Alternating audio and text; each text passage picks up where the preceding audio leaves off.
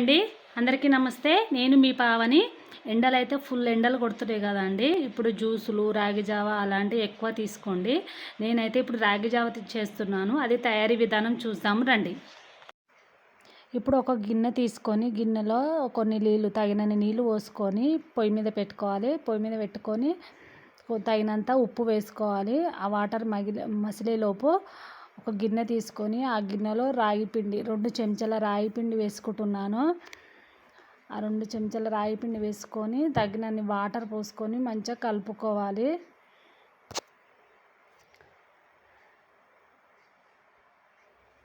చూస్తున్నారు కదా, ఇట్లా ఒక ఉండ లేకుండా మంచిగా కలుపుకోవాలి.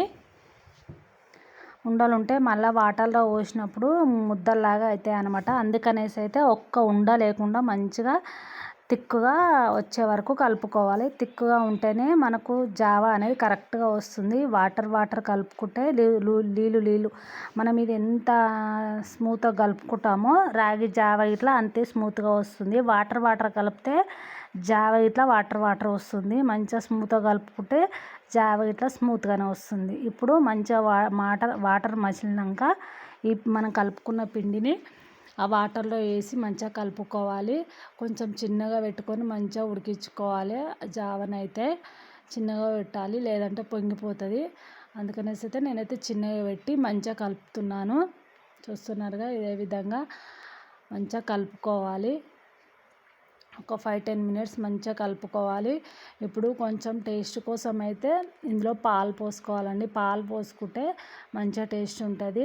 క్రీమ్ కలర్ వచ్చే వరకు, ఇప్పుడు బ్రౌన్ కలర్ ఇట్లా ఉంది కదా రాగి జావా, కొంచెం క్రీమ్ కలర్ వచ్చేంత వరకు పాలు పోయాలి. పాలు పోయడం వల్ల టేస్ట్ అయితే చాలా బాగుంటుంది.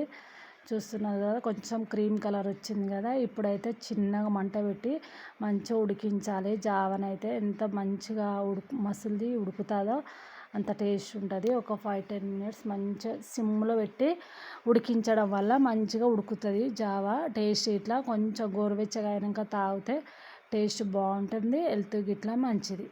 ఓకేనా, చూస్తున్నారు కదా, అట్లా అని కొంచెం కలుపుకుంటూ ఉడికించుకోవాలి, లేదంటే పొంగుతుంది.